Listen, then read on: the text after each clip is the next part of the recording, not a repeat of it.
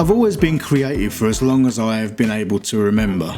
Pretty early in my life, maybe around 3 or 4 years old, I was obsessed with dinosaurs, and part of that obsession manifested itself in picking up crayons and pencils and drawing pictures of them. That was the first time I demonstrated creativity. My parents saw ability and encouraged and nurtured it, and all the way through school and into college I was always good at art. When I reached college, I found my next creative venture, which was music. Music felt special to me because I was always told to do art because I was good at art, and it was immediately apparent to those around me. But music was something I found and explored by myself, and no one really pushed me to do it, as music was an unknown, and I had to teach myself and therefore work to prove that I had the talent that warranted encouragement. But I did, first with the guitar, then with the bass, and then later in life the drums, which really became my main instrument for so long. I did actually show an interest in music early in my life while at junior school, when they offered violin lessons to a certain number of students.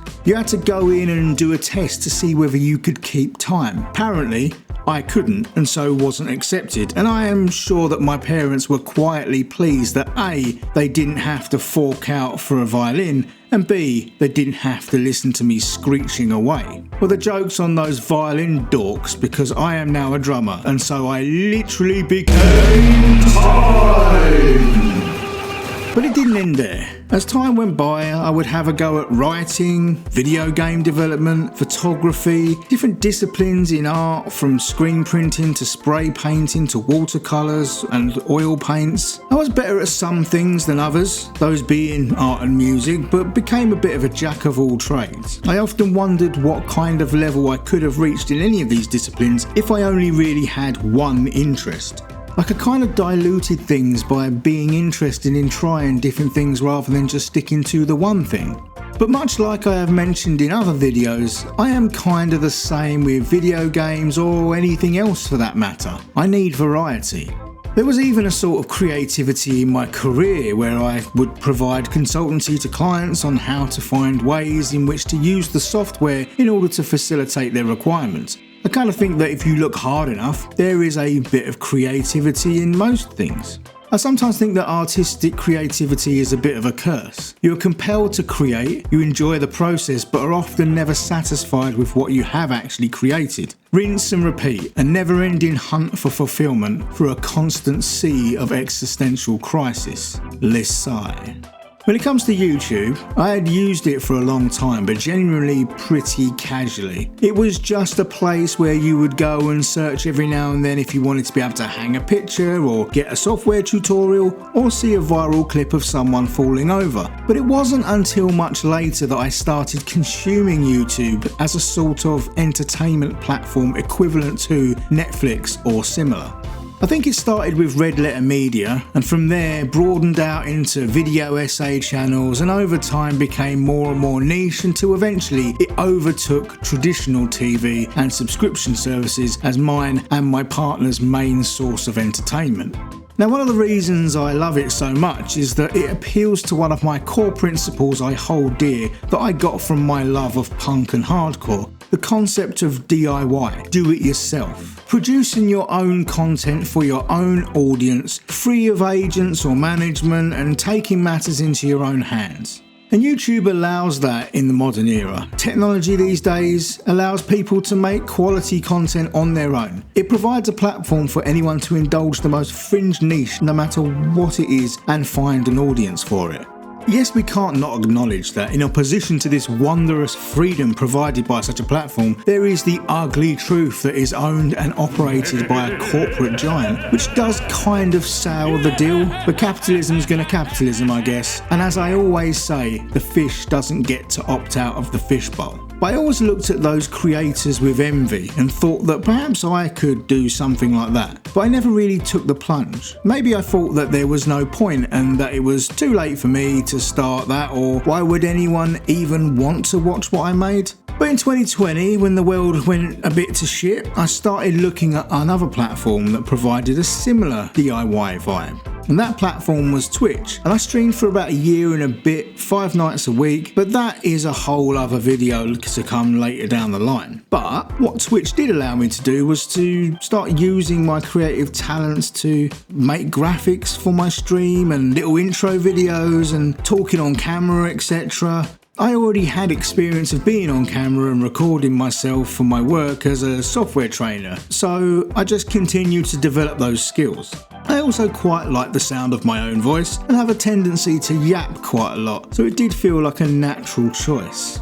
But all the while I was streaming on Twitch, I did always look over at the YouTubers with a bit of envy. I liked the idea that I could take a bit of time, work at my own pace and create something fulfilling. For a while, I entertained the possibility of whether I could make a living from streaming, and that was pretty quickly put to bed as reality bit, and I ultimately went back to work, starting a new position in the tech industry. Working full time pretty much ended my streaming ambitions, even though I do intend to get back to it soon, but I just couldn't stream like I used to. But I did still have that powerful urge to create, and so I once again turned my attention back to YouTube. By this time I had taught myself how to use DaVinci Resolve and started to create videos about gaming while I honed my craft. There's no need to comment, yes, I know, it is still very much a work in progress, and hopefully I continue to improve with each video as I learn more and more.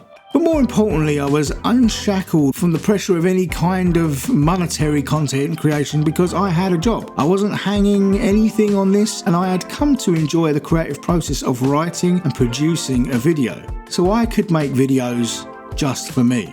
I don't play in bands anymore, but I have played in many over the years, and I liken what I do now to playing in a band. There is a creative spark, the idea stage where you think of the song and the riffs like you think of and write a script for a video. Then there is the process of assembling the song, taking it to rehearsal, playing with other people, constructing it, much like the process of putting together a video, creating the assets to use, assembling them all in place. Then finally there is the gig, getting up on stage and playing your songs for an audience, and that is the part where you post the video and let people watch it. Creativity is all well and good, but does a picture have any worth unless someone actually looks at it? Writing and playing the songs is enjoyable, but is it better if someone is there to hear it and hopefully appreciate it? It's a sort of does a tree falling make a sound if there's no one there to hear it type deal. This is my theory with my videos. The audience may be small, but no matter how small it is, people watching my creative efforts is validation, even if someone is critical of it.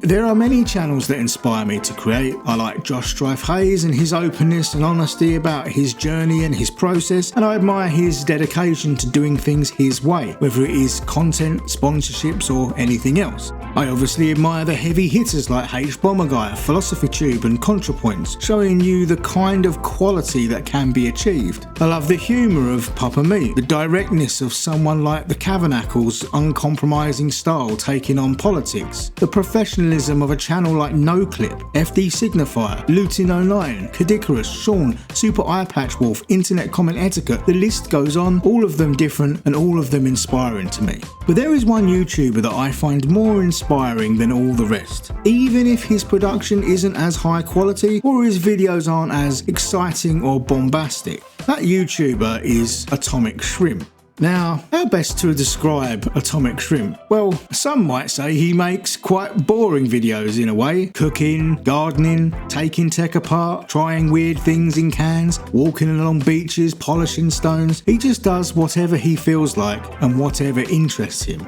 I don't even like fucking gardening, but I will happily watch him knock up a contraption to solve the issue of his runner beans folding over in his greenhouse. For me personally, the reason I like him is that I find him very relaxing as well as generally interesting. But it isn't really either of these things that I admire so much or that inspires the direction that I would like to go in as a content creator. It is his uncompromising dedication to doing whatever the fuck he wants and sticking to it. He has grown his audience slowly over time from what I can see by going back through his videos, and he just does what makes him happy and what he is passionate about. about. And I aspire to be the atomic shrimp of my own set of interests. I want to talk about games, but I also want to talk about politics, which I am very passionate about, and this often bleeds into whatever I do anyway. I want to talk about films and food, or music and cultural movements. I have all these ideas and opinions, and they need to be birthed. I have cut my teeth making videos about games, but just like Atomic Shrimp, I want to just do whatever makes me happy. I had previously chosen to stay away from political issues for fear that it might send my blood pressure through the roof, but anyone who has watched any of my videos will know that I do not do a good job of keeping my opinions hidden. I also didn't fancy courting controversy or negativity from comments and in general users on the internet, but I have learned now that that is unavoidable even if I was to stay as far away from contentious topics as I can. Some of you out there just be pricks, so I've gotten used to it now. Hopefully you'll come along for the ride and I can continue to spew my ranty opinions on everything and anything into the cavernous YouTube hole and enjoy the process, and maybe someone will get something from it. And that's good enough for me. Thanks for watching, and hopefully I'll see you next time.